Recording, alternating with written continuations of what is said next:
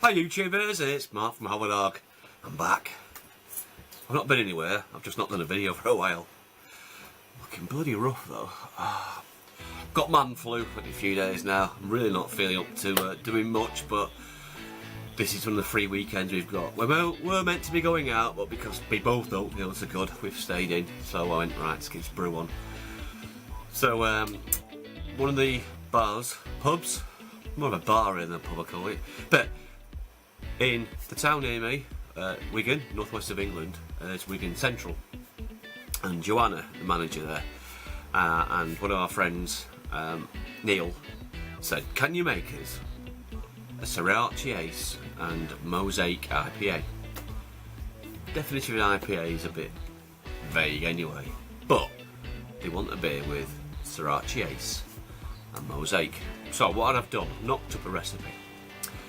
Couldn't find any online, or it may have a nick. So, Sorachi Ace is a dual purpose hop, so bittering and aromatic. You can hear a helicopter. Right, so I'm going to only use it as a bittering hop, and the IBUs are getting like ridiculously high, so I've peeled that back a bit. Peeled, is that the right word? Reduced it. So for this, I thought I don't want it to be really hoppy. I'm only going to do like a 10 litre batch, right? Dead small, because if it's crap, I don't mind pouring it away. So boil size is 12.2 litres on the induction plates behind me. I just let it go in for to get the mash water, strike water worked up. So the IBUs, my brain's not working. I can't even read what this says. Just give up and go and get an extract kit or something. Whatever it is, it's like 30 IBUs, right? It's not massive. I can't even read what it is on here. I hate reading this. I wish you could lay it out better the way I want it to be. Do you hear that, Brad? Beersmith? Make it customisable. So basically, I'm boiling it, and I'm going to do a 6-minute boil with additions only at 45, 30, 15, 10 and 5 minutes. So it sets off like 2 grams, 2 grams, 2 grams, 5 grams, 5 grams. I've done that on purpose because if I put the hops in early, it's going to be really bitter, right? I don't want that. I want to get the Sorachi Ace. You know, you can bitter with Magnum, it doesn't really matter. The taste is going to come out at the end, so the later additions are of increasing size. Then after 5 days, I do a dry hop, and it's on the second page. I've never used Sorachi Ace. I don't know what it's like. I've had a Sorachi Ace beer, and I thought it was disgusting. Girlfriend loved it. So, 15 grams of Mosaic, which is not a lot, and 15 grams of Sorachi Ace. Let's see what it comes out like. So, I must be completely mad to be doing this beer, or I am barking mad. Hover dog, barking. You don't get it, do you? Right. I need to get my grains out. Oh, good, you can tell I'm just not happy. Right. Yeah, what we're doing anyway. God's sake, Mark. 1.8 kilograms of Marisota and 150 grams of Crystal 60. I'm not even quite sure I've got any in.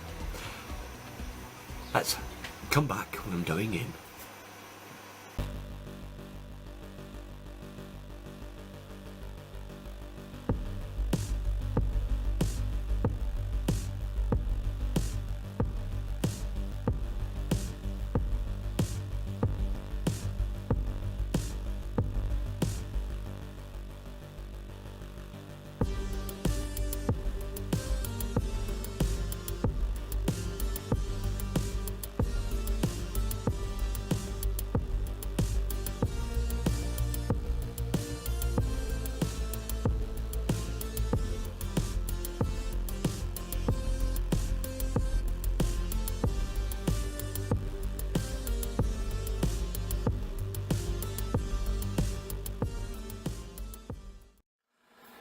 Two things.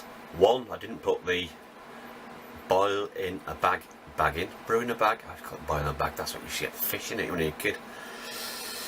And I've put it in now. Swapped it over. Good job, got 2 brew pots.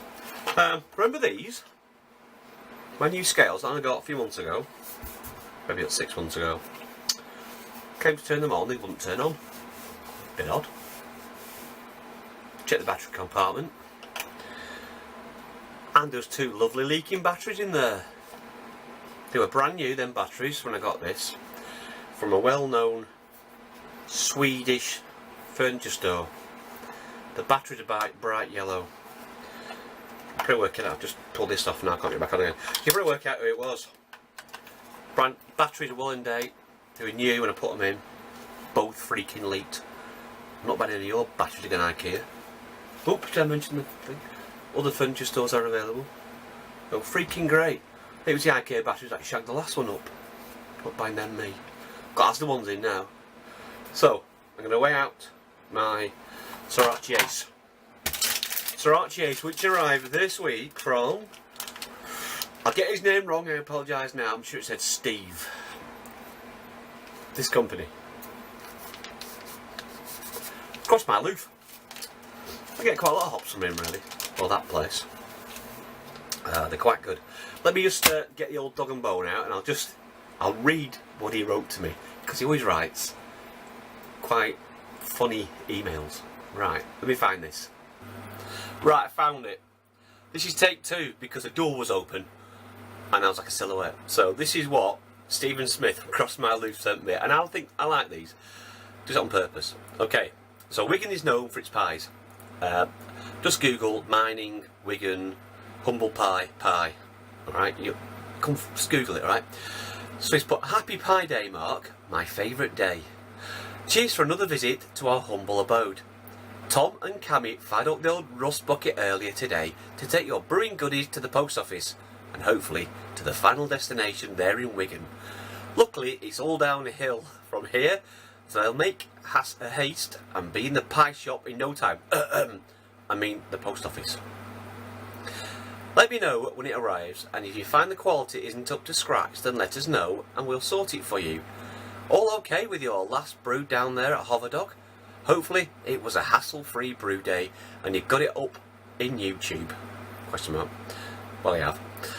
All that's left for me to say is to have a great brew day, and thanks again. It's always a pleasure. It's from Stephen, Tom, Cammy and Mark at the Cross My Loof Brewery. I do like the emails like that. You know, it's he probably copies and pastes it to just puts the word, you know, substitutes Wigan and pie and something else. Very similar, I bet, but it's it does make a personal touch, and I actually like them.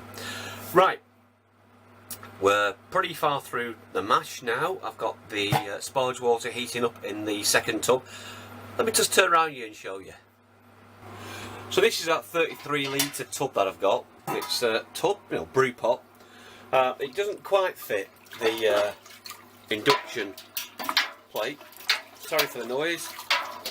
As a result, you get cold spots around the edge. So you know, over here it will be a lot cooler. So I've got to sparge in at sparge. So it is sparge. Yeah, get your brain right, Mark. 75.6, and we're only up to 37.5. We've been on here 20 minutes.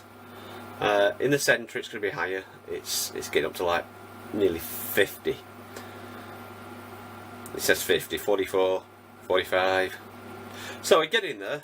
We just need to make sure we whiz it all around, you know. Hence I had the top on because it keeps the heat in. You get the idea anyway.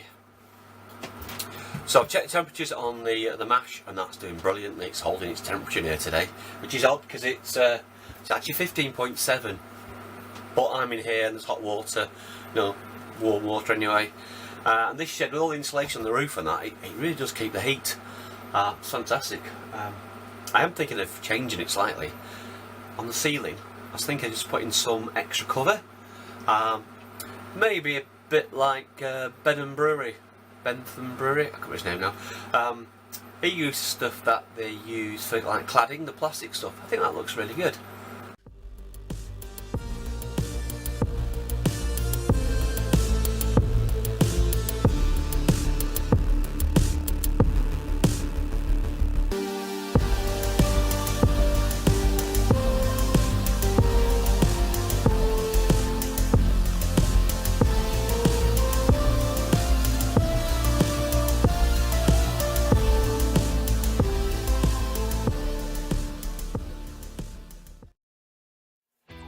Okay, I didn't film any of the hop drops. No point, it looks like all the other videos. Actually, I did try the first hop drop and the camera hadn't recorded. So, right.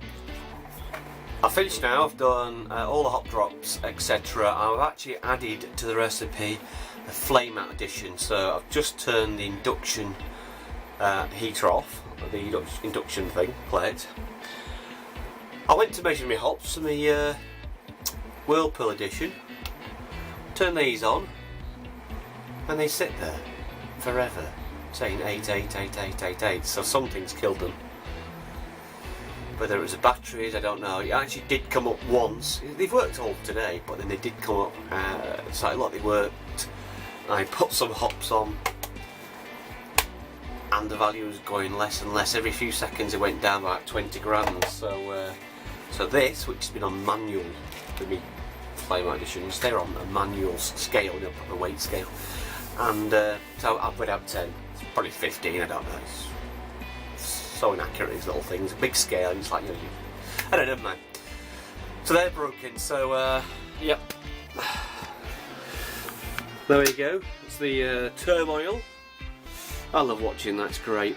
I'm going to throw this in the kitchen sink with some water on the pot to try and drag this down to 80 degrees before I throw in the Whirlpool, and then I guess I will probably have to put it in the no-chill cube overnight.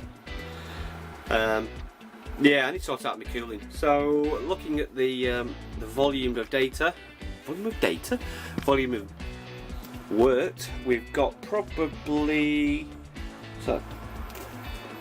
14, I can't freaking read, it's 12, about 11 litres, okay, so about 11, and the goal was going to be 10.42. It's actually just below the 11 mark, so it's probably about right. I did boil it for an extra 5 minutes. The pre-boil gravity should have been 1036. It was spot on. I did say a 75-minute mash, did a 60-minute, so I added, it was meant to be 5, across it I put 10, then changed it back to 5. So I'm just going to do a 10 gram flame out, just to try and get a bit more of the Sorachi Ace into there. I'm going to be using the USO5 yeast. Right, I'll get this done and we'll come back for the review. Okay, end of another brew day. Cleaned up, put everything back, I think. Just get my paperwork out. So, this Barking Mad, I can't remember what the hops called, Sorachi Ace beer.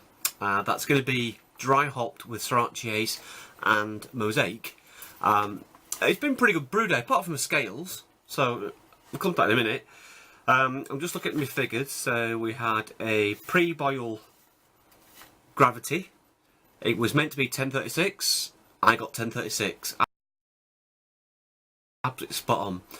Now my volumes are slightly higher than predicted.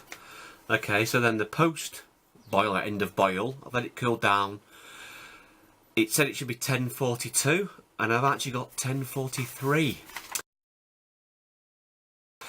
Volume wise, spot on. I aimed for 10 litres, I've got 10 litres, so I'm really happy about that.